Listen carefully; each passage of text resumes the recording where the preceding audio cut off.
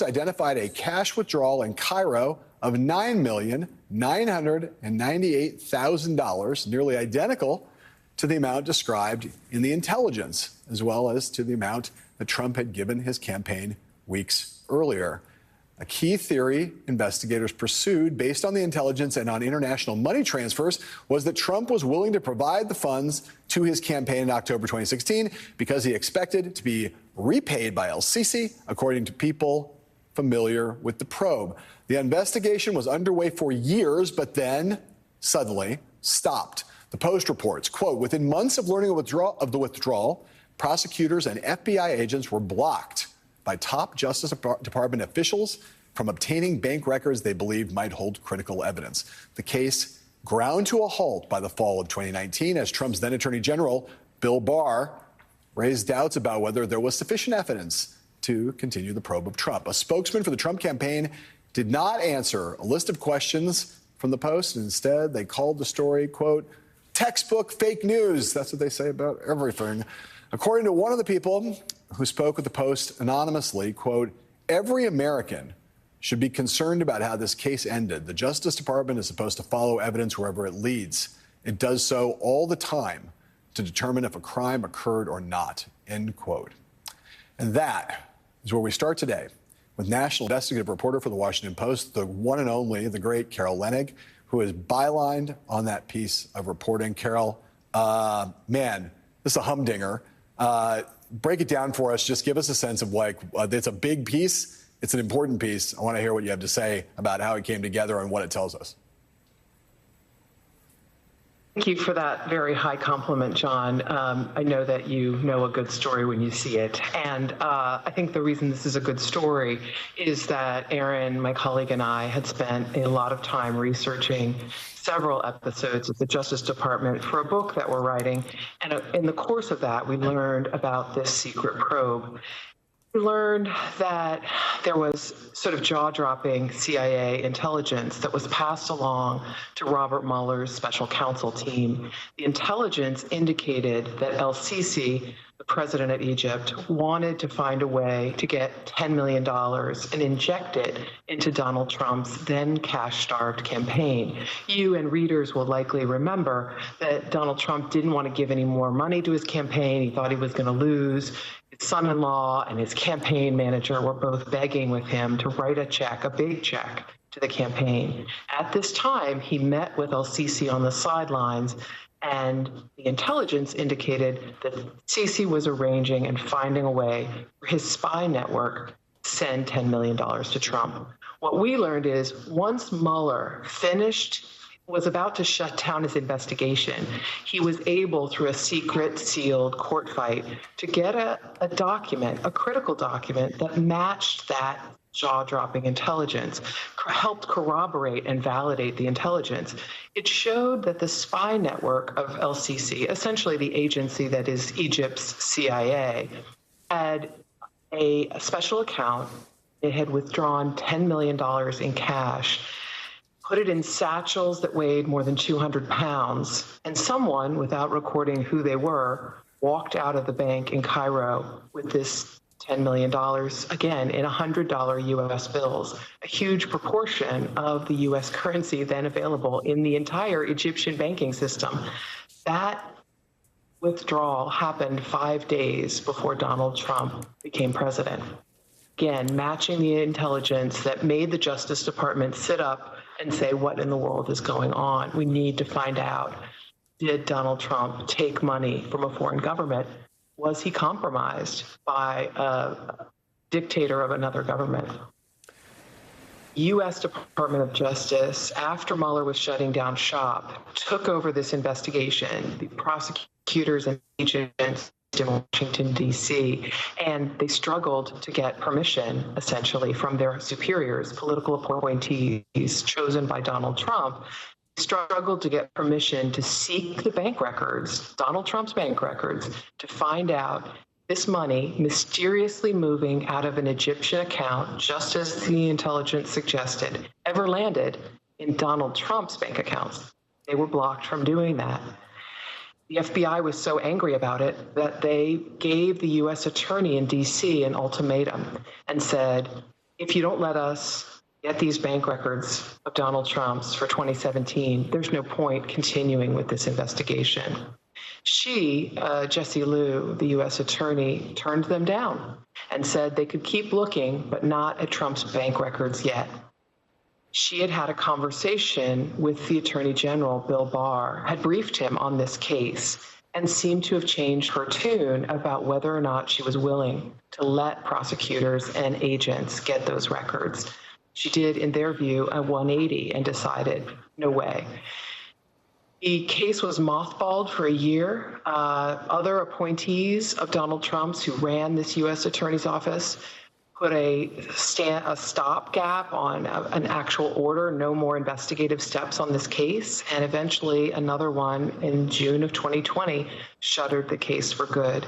And the statute of limitations expired about a year into the Biden administration. So there was no way for anyone to get an answer to this question. Did Donald Trump take the money that U.S. intelligence indicated Sisi was sending to him? Carol, I want to, because I am a political person and a campaign person, I want to just provide one piece of context here that I think is important. If you go back to October of 2016, Donald Trump had the Access Hollywood tape, which put his campaign on its heels, and a lot of donors decided they didn't want to put more money into the campaign. They thought he was doomed. There were a lot of questions about how the campaign could fund itself in its closing days. And Trump had put money into his campaign for a long time, about $50 million. And then suddenly in October, he stopped. There were weeks in a row where he put in about $30,000 in the first 3 weeks of October. And then all of a sudden, he dropped $10 million that he gave towards the end of October, which raised a lot of interesting questions. What was it that made Trump suddenly decide to open up? He's known to be a cheap man. Suddenly there was $10 million. This is the $10 million we're talking about. The mystery, potentially, of where that $10 million came from was that he saw the possibility that he could get that $10 million from Egypt. And I want you to talk about how one of the most important things here is the pro quo, which is that American policy towards Egypt changed after Donald Trump came in, and after, according to this reporting, raises the suggestion that the reason that the policies changed is that it be changed as a result of the fact that this $10 million made its way to Donald Trump. So talk about that element of it. How did American policy change? And talk a little bit about the potential linkage there. First, props to you. You may be describing yourself as a political person, but everything you just outlined, John, is what made investigators, FBI agents, and prosecutors who do this for a living, chasing down fraud, figuring out if people are tricking us and hoodwinking and laundering money to hide the purpose of it.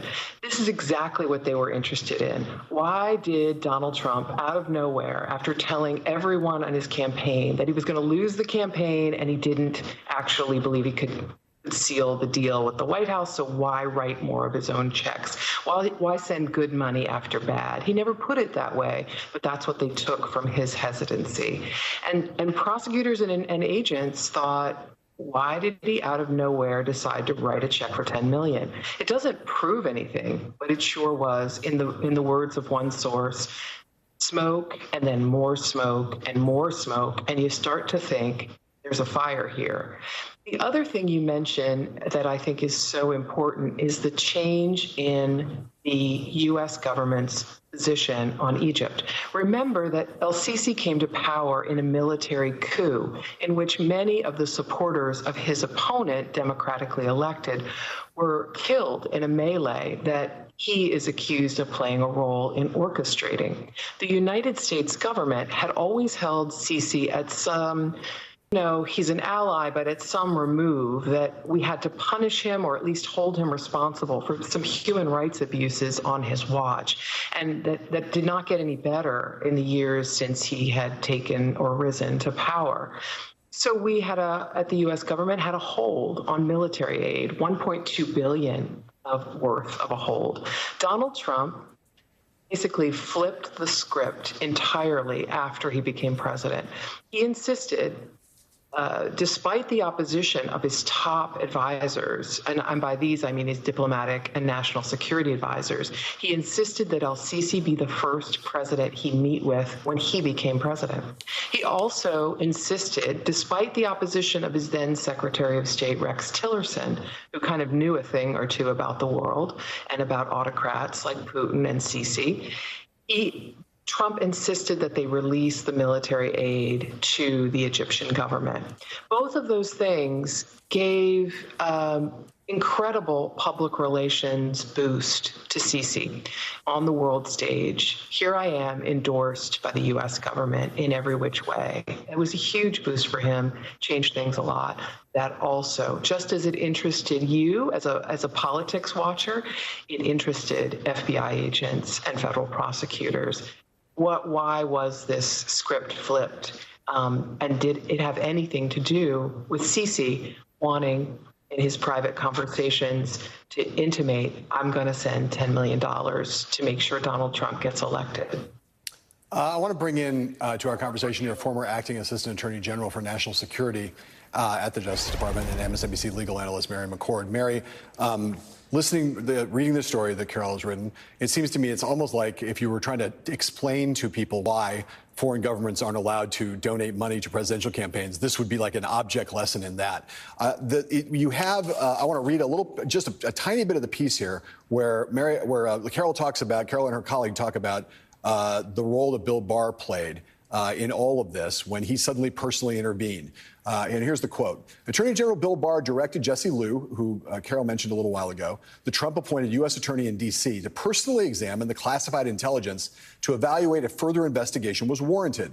Barr later instructed FBI Director Christopher Wray to impose, quote, adult supervision on FBI agents that Barr described as, quote, hell-bent on pursuing Trump's records, according to people familiar with the exchange. It's unclear what, if any, actions Wray, who was also appointed by Trump, took in response. I'll tell you what happened, though, according to Carol Leonnig, is that this investigation got shut down. So talk about this, Mary, from the national security standpoint. There's red flags all over this piece, but what stands out to you as the most worrying, the most disturbing, and the things that, if they got repeated in a new Trump administration, would be the things that could be most destabilizing for American policy abroad?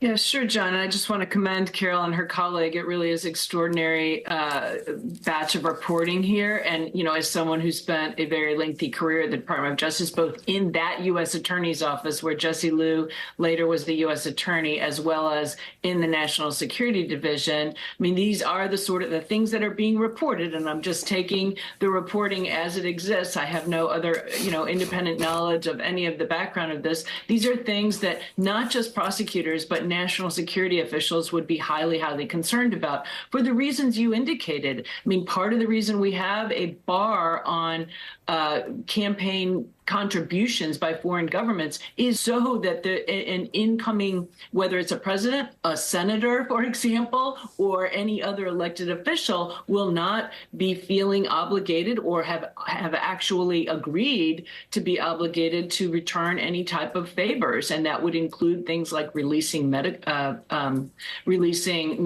aid. It could include, tipping off a foreign government about intelligence operations. It could include favorable treatment on trade and other things like that. It can include some of the things, frankly, that we saw introduced at the trial of Senator Menendez, involving also aid from Egypt. So, these are really, really startling